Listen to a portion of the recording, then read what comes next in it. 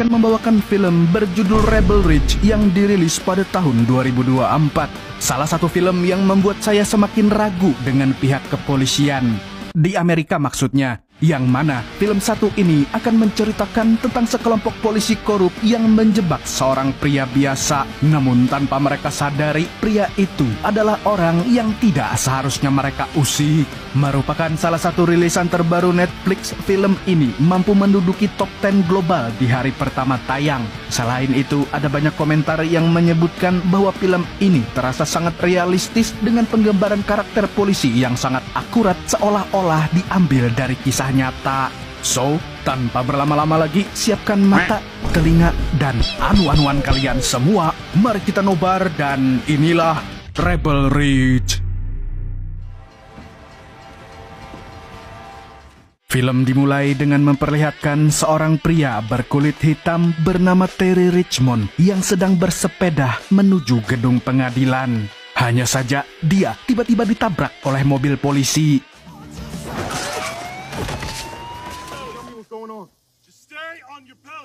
Kemudian, kedua polisi bernama Marston dan Steve turun dari mobil dan menodongkan pistol ke Terry. Rupanya, mereka mencurigai Terry sebagai pelaku tindak kriminal. Dan meskipun Terry yakin kalau dia tidak melakukan kesalahan, kedua polisi ini tidak mau mendengarkan. Bahkan mereka sampai harus memborgol dan menggeledah semua barang bawaan Terry.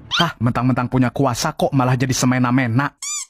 Di sini, Marston dan Steve menemukan sejumlah uang dalam jumlah banyak yang dibungkus dengan plastik makanan, sehingga mereka menduga bahwa uang itu adalah hasil dari transaksi barang haram. Terry pun menjelaskan bahwa uangnya adalah uang legal dan akan digunakan untuk menebus sepupunya yang akan dipindahkan ke penjara. Namun, kedua polisi itu tetap menyita uang tersebut, dan jika dia ingin mengambilnya lagi, maka Terry harus bisa membuktikan bahwa uang itu memang benar-benar legal.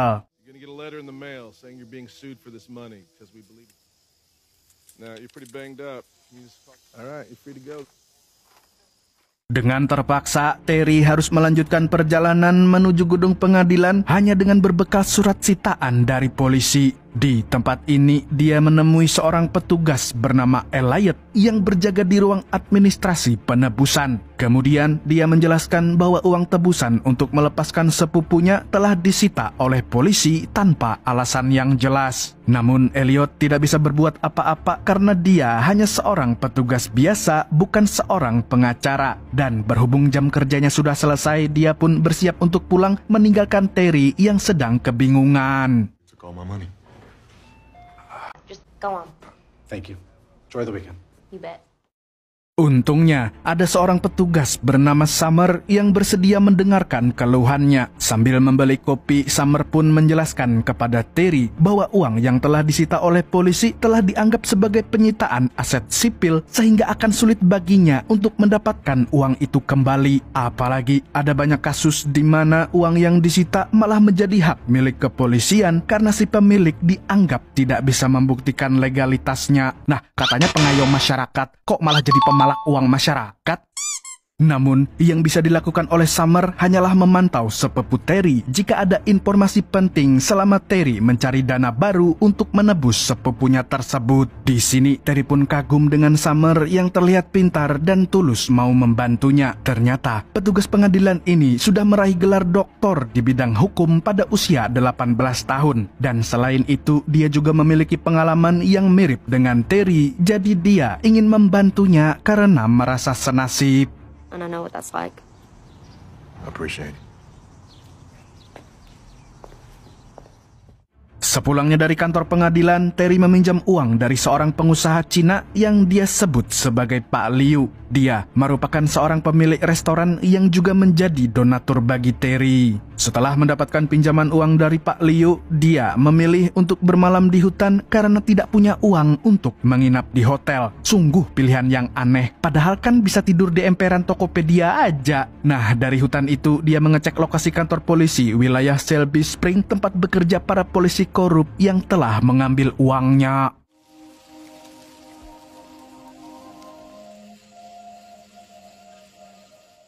Keesokan paginya, Terry memutuskan pergi ke kantor polisi dan melapor kepada seorang polisi bernama Jessica. Jessica yang terkejut dengan laporan itu pun langsung menemui Steve. Mendengar hal tersebut, Steve menuduh Terry membuat laporan palsu dan menyuruhnya pergi. Kemudian ada kapten polisi yang datang untuk menenangkan situasi ini. Dia adalah Kapten Sandy, atau mari kita panggil saja dia San Samidi, karena dia merupakan dalang dari semua ini. Samidi lantas menjelaskan bahwa Terry lah yang bersalah karena telah kabur dari polisi, sehingga membuat semua orang curiga kepadanya. Lah, padahal Terry tidak pernah kabur sama sekali. You can fuck right off. Just as soon as I get my money back.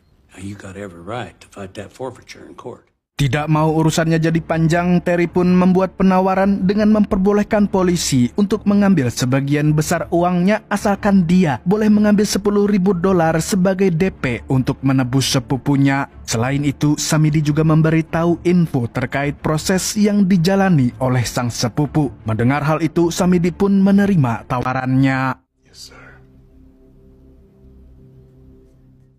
Setelah Samidi setuju atas tawaran Terry, keesokan harinya Terry kembali ke kantor polisi. Akan tetapi bukannya bertemu dengan adiknya, Samidi justru sengaja mempermainkan Terry dan mengatakan kalau sepupunya sudah dipindahkan ke suatu tempat dengan menaiki bus pengadilan. Dengan penuh rasa kesal, Terry pun langsung pergi mengendarai sepedanya untuk menyusul bus tersebut. Dengan menyusuri hutan sebagai jalan pintas, Terry pun dapat menyusul sepupunya yang berada di dalam mobil dan berjanji akan segera membebaskannya.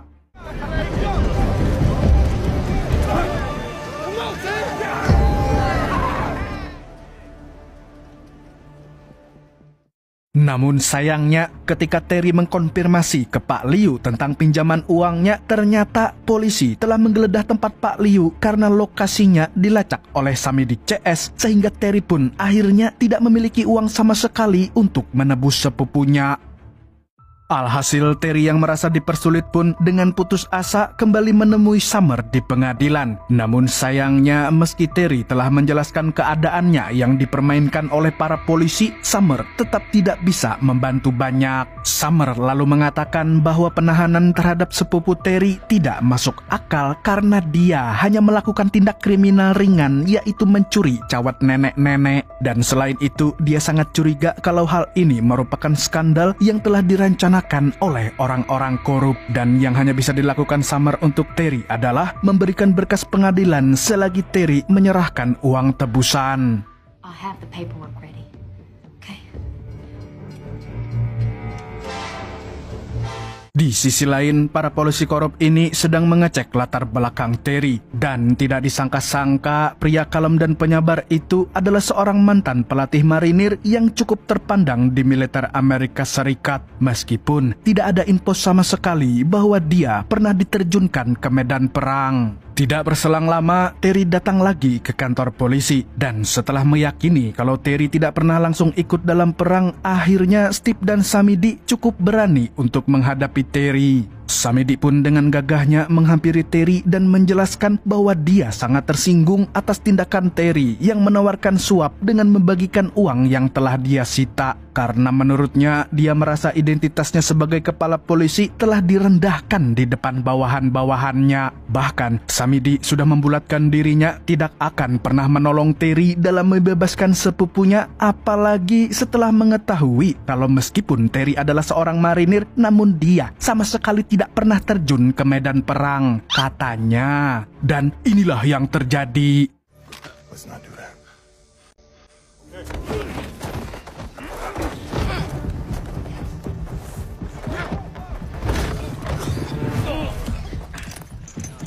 Lead the way. Whoa, whoa, whoa, whoa, whoa! Dengan sangat berhati-hati, Terry berjalan memasuki kantor polisi sambil menjadikan Samidi sandra di tengah todongan senjata para anak buah Samidi. Dan di dalam kantor polisi, Terry langsung memerintahkan Jessica untuk memborgol Samidi dan Steve, lalu membuka ruangan penyimpanan yang ternyata berisi berbagai senjata militer dan seluruh barang sitaan lainnya. Got out 10K. Okay. Go ahead. Setelah mengambil sebagian uang miliknya untuk DP penebusan sepupunya, Terry lalu meminta Jessica untuk berpura-pura memborgolnya dan membawanya ke mobil sehingga para anak buah yang masih berjaga di luar tidak jadi menembak dirinya.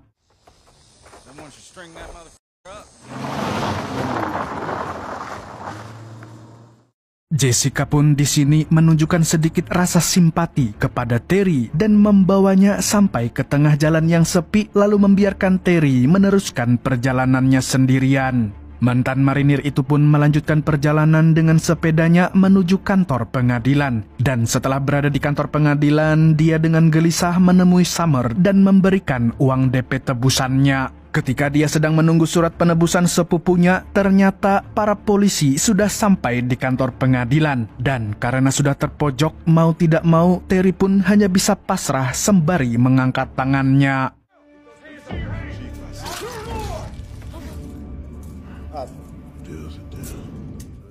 Terry pun bangun di sebuah gudang kumuh dengan pengawasan medis dan seorang polisi. Setelah dipastikan kalau Terry baik-baik saja, Terry lalu diajak masuk ke sebuah mobil di mana Samidi akan mengantarkannya ke sebuah rumah sakit sebab sepupunya berada di sana. Selama di dalam mobil, Samidi pun menjelaskan bahwa semua barang yang telah dilihat Terry di gudang adalah barang sitaan yang secara legal sudah menjadi milik kepolisian, di mana barang-barang itu akan digunakan oleh para polisi untuk kepentingan pribadi mereka karena sih katanya gaji polisi di sana sangat mepet UMR. Loh, You saw in that cage was our survival. And they cut our budget. Say they're going to issue. But yeah, we outsource them to the other PDs. Well, I'm all for it. How about you? That's the new thing. De-escalation. Sure. Dan setelah sampai di rumah sakit, Samidi mengembalikan seluruh uang milik Terry dan bertujuan untuk melepaskannya. Setelah itu, Jamet ini menjelaskan kalau sepupu Terry sebenarnya baru saja diserang oleh gangster penjara hingga akhirnya harus dirawat di rumah sakit tersebut. Corrections, they said he was stabbed up pretty good. Samidi pun menawarkan perdamaian karena dia tidak ingin berurusan dengan mantan marinir sepertinya. Di sini dia akan memberikan kesempatan untuk Terry agar meninggalkan kota tersebut secepatnya dan tidak kembali lagi. Bahkan dia akan memberikan mobil agar perginya bisa lebih cepat. Mendengar itu, Terry pun setuju dengan tawaran tersebut dan langsung menemui sepupunya yang sudah dalam perawatan intensif. Tapi sayangnya, menurut pihak rumah sakit, sepupu Terry sudah dalam masa kritis yang kemungkinan selamatnya sangat kecil. Sehingga Terry pun diberikan kesempatan terakhir untuk mengenang sepupunya sebelum saudaranya itu menghembuskan nafas terakhirnya. Sontak dia pun tidak kuasa menahan tangisan sebab sepupunya adalah orang yang sangat berarti dan satu-satunya orang yang selalu peduli kepada Terry.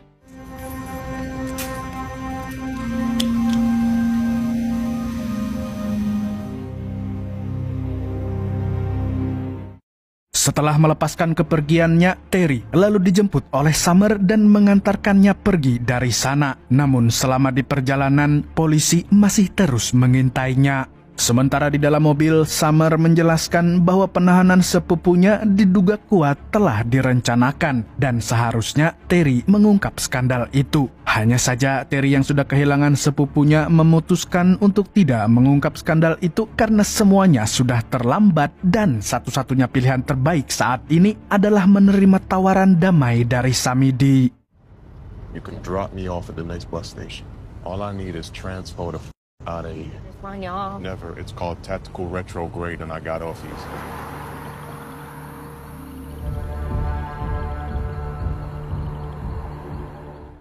Setelah keluar dari kota itu, Terry dan Summer pun berpisah sambil berterima kasih satu sama lain atas bantuannya selama ini. Terry lalu menuju penjual mobil untuk mengambil mobil pemberian Samidi. Saat tengah malam, Summer yang terbangun dari tidurnya terkejut karena menemukan penyusup yang secara diam-diam telah menyuntikkan barang haram hingga membuat tubuhnya langsung melemah. Mengetahui hal itu, dengan susah payah Summer langsung menelpon Terry untuk meminta tolong. Terry, I'm in trouble. Sontak Terry pun segera menuju rumah Summer dan setelah panik menggeledah seluruh isi rumah, untungnya Terry menemukan Summer masih dalam keadaan selamat. Ketika Terry menyarankan agar dia pergi ke rumah sakit, Summer justru menolak karena ternyata dia sedang dalam pengawasan sebab pernah punya riwayat pecandu barang haram. Dan kalau dia ketahuan positif lagi, maka dia akan terancam tidak bisa mendapatkan hak asuh anaknya yang saat ini sedang dia perjuangkan. Apalagi mantan suaminya lebih mapan dan mampu untuk mengurus sang anak. Jadi dia tidak akan membiarkan hal itu terjadi. Di sini Summer lalu menceritakan masa lalunya ketika dia diceraikan oleh suaminya yang mengambil anaknya secara sepihak dengan tuduhan bahwa Summer adalah ibu yang tidak bertanggung jawab. Mendengar hal tersebut, Terry pun menawarkan bantuan meski pada akhirnya Summer tetap menolak dan berterima kasih karena telah mendengarkan kisah pilunya. What can I do? You're right. You should go. Sure you're okay? I'll blow my lips. Work like nothing happened.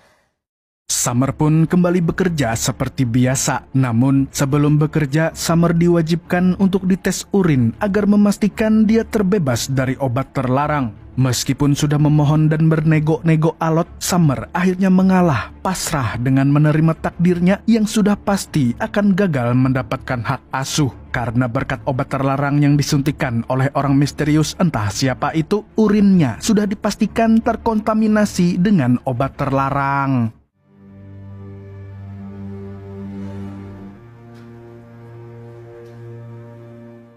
Sementara itu, Terry yang sedang akan pergi dari kota tersebut lalu bertemu kembali dengan polisi Steve yang sedang berjaga. Terry pun langsung diperintahkan untuk berhenti. Meski Terry beralasan dia datang kembali ke kota karena bermaksud menyelamatkan Summer, tapi Steve bilang bahwa Terry sudah melakukan kesalahan besar karena kembali lagi ke kota padahal sudah diberi kesempatan pergi oleh Samidi. Merasa sok jago dan ada kesempatan karena Terry sendirian serta tidak ada bukti pembelaan, maka Steve pun langsung menyerangnya.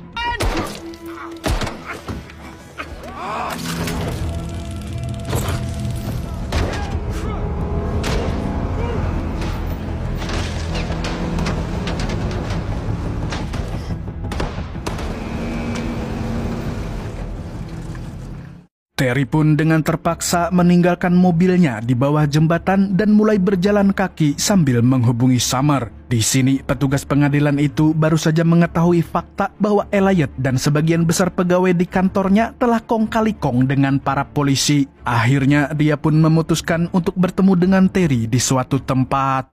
Bring your title. I got somewhere we can go. Tidak butuh waktu lama, Summer pun tiba di restoran Cina milik Pak Liu yang merupakan kenalan Terry. Di sana, dia diajak oleh salah satu anak buah Pak Liu ke ruangan belakang di mana Terry sedang dirawat karena luka yang ada di tubuhnya. Setelah selesai dirawat, Terry dan Summer lalu berbicara empat mata. Terry pun meminta penjelasan kenapa polisi tidak mengerahkan pasukan untuk menangkap. Dan di sini Summer menduga bahwa kepolisian memang sengaja menyembunyikan kasus ini agar tidak terdengar sampai keluar kota, apalagi pusat. Dengan begitu, mereka bisa terus melakukan pekerjaan kotor mereka, termasuk menjebak orang-orang dan mengeruk uang mereka seperti yang dilakukan pada Terry saat ini. Clear they're manipulating defendant's jail time. No, holding them for 90 days, hike and bail. Mendengar penjelasan dari Summer, Terry pun berpikir bahwa satu-satunya petunjuk untuk mengetahuinya adalah melalui rekaman yang masih ada di pengadilan. Terry pun meyakinkan Summer bahwa pada saat ini dia sudah membulatkan tekad untuk melawan para polisi, apalagi setelah kematian sepupunya yang membuat dirinya sudah tidak ada rasa takut kehilangan lagi.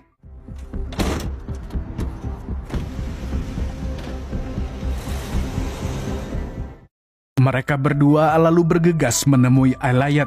Di sana, Elliot tidak bisa menjawab pertanyaan Summer terkait keterlibatannya dengan para polisi dan meminta Summer dan Terry untuk menghentikan semua ini. Sebelum memutuskan untuk pergi, Summer sempat mengatakan sesuatu tentang anak, keluarga, dan bagaimana jika hal semacam ini menimpa keluarga Elliot sendiri. Tetapi saat Summer dan Terry akan pergi, Elliot tiba-tiba memberikan petunjuk mengenai bukti yang bisa membuat para polisi itu didakwa atas tindakan korupsi dan kejahatan-kejahatan lainnya.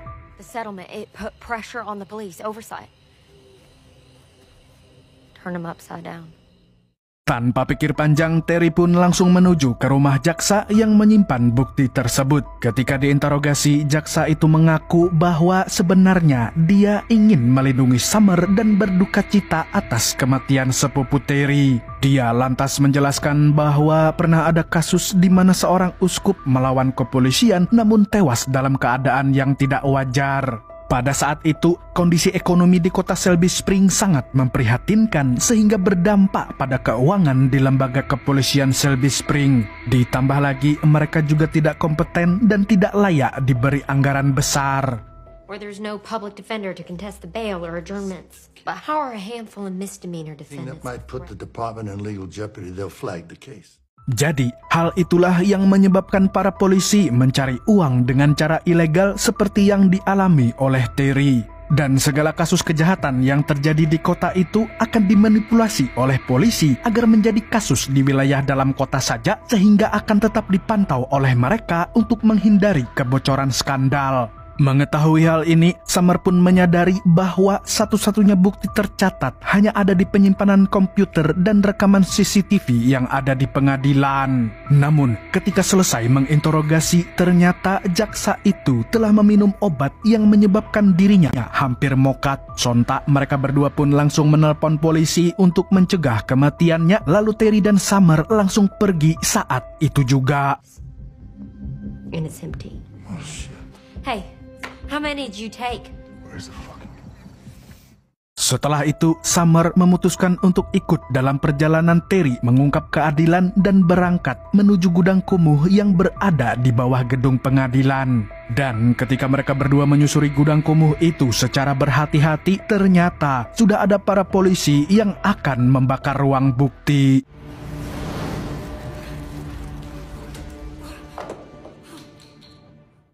Setelah memadamkan api, mereka berdua mulai mencari harddisk yang menyimpan bukti-bukti kejahatan para polisi. Meskipun harddisk yang dituju itu sudah rusak, untungnya Summer mendapatkan SD card yang menyimpan rekaman kejadian di CCTV yang pastinya terdapat bukti tentang kematian sepupu Terry yang sangat mencurigakan. Mereka pun langsung bergegas keluar melalui jalan yang sama dan kembali membakar ruangan itu agar tidak ada yang curiga.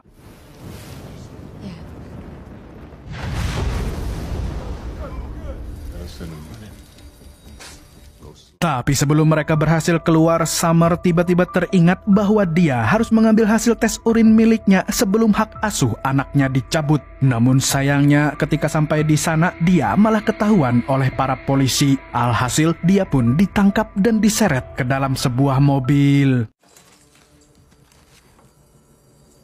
Terry yang melihatnya pun dengan cemas mengikuti mobil yang membawa Summer. Sesampainya di sana, dia langsung menabrak mobil milik polisi bernama McGill. Kemudian dia melumpuhkannya saat itu juga.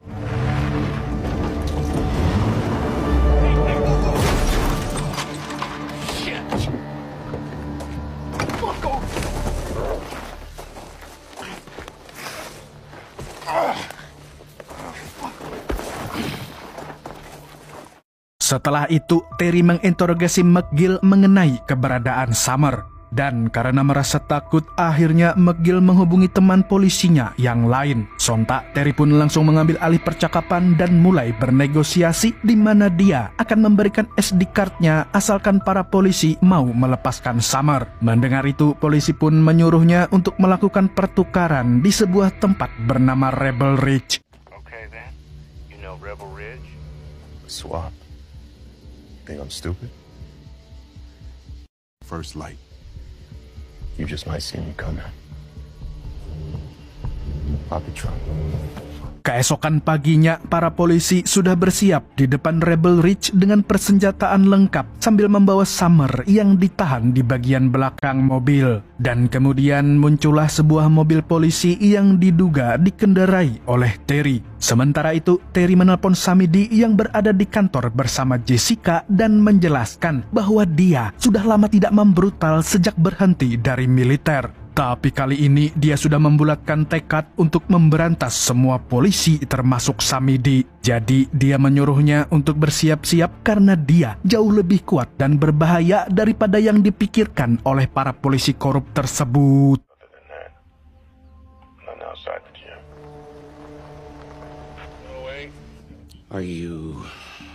You were supposed to. Yeah, I heard about that. Yeah, it's gotten out of hand. That also takes both sides. You know, like, nah. Lalu ketika Marston mendekati mobil polisi yang menghampiri mereka, ternyata Terry tidak ada di sana dan hanya menemukan McGill dalam keadaan mulut yang dilakban. Sontak dia pun langsung memberitahu para polisi untuk pergi ke kantor polisi sebab Terry pasti sudah berada di sana. Negative. It's McGill. Di sisi lain, Terry menancap gas mobilnya hingga menjebol dinding kantor polisi dan ketika Samedi masuk ke dalam brankas, dia pun langsung menyerangnya. Show up to your own show. Get on the ground. Okay. It's a beanbag round. Terry lalu meminta Jessica yang ternyata merupakan teman Summer untuk menolong Summer yang berada di mobil polisi. Selain itu, dia juga menitipkan SD card kepadanya. Terry lantas mengancam akan membakar semua uang sitaannya jika Samedi CS tidak segera melepaskan Summer. Dia kemudian mengambil semua persenjataan yang ada di gudang itu untuk mempersiapkan diri melawan para polisi yang sudah mengepung di depan kantor. Tapi sayangnya di sini Jessica malah berpihak pada para polisi korup. Dia lalu menodongkan pistol ke arah Terry dan menyuruhnya untuk menyerahkan diri. So believe me, I'll put 2 rounds in your head. Fire.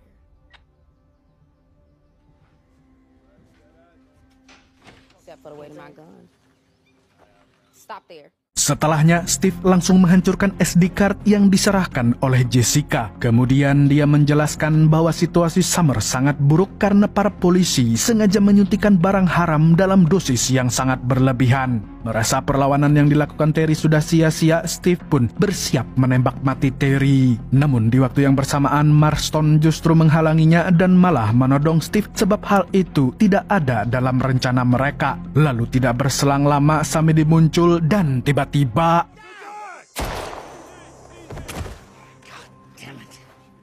pada saat Samedi menenangkan situasi anak buahnya, Jessica diam-diam memberi kesempatan pada Terry untuk kabur. Dia pun langsung berlari mengambil tas persenjataannya dan baku tembak pun dimulai.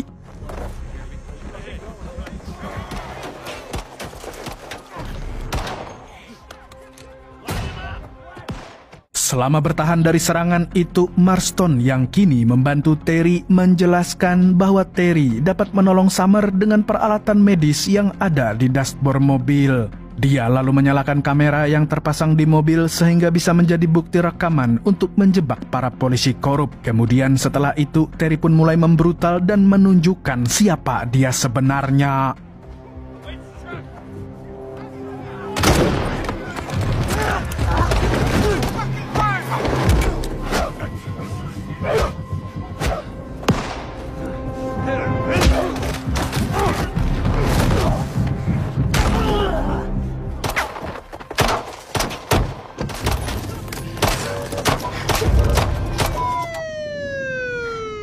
Usai mematahkan tulang-tulang mereka, Terry pun akhirnya berhasil menyelamatkan Summer serta merekam Samedi yang akan menembak ke arahnya. Terry lantas membawa mobil itu kembali ke Marston untuk bertanya bagaimana caranya menyembuhkan Summer dengan obat yang ada di sana. Setelah itu, Terry lalu mengajak Marston pergi bersamanya.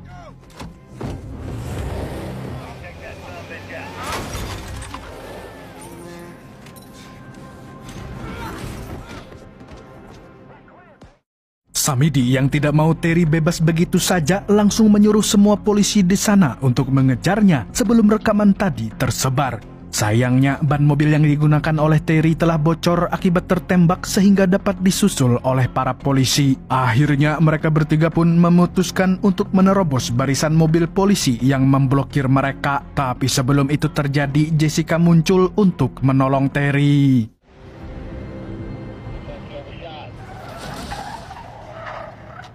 Berkat bantuan tersebut, Terry akhirnya berhasil sampai di rumah sakit untuk menyelamatkan Summer yang sudah kritis. Dia kemudian mencongkel bagasi belakang mobil yang berisi rekaman bukti kejahatan Samedi CS untuk menjebloskan mereka semua ke neraka jahanam. Dan film pun tamat dengan sangat dakdikdukser.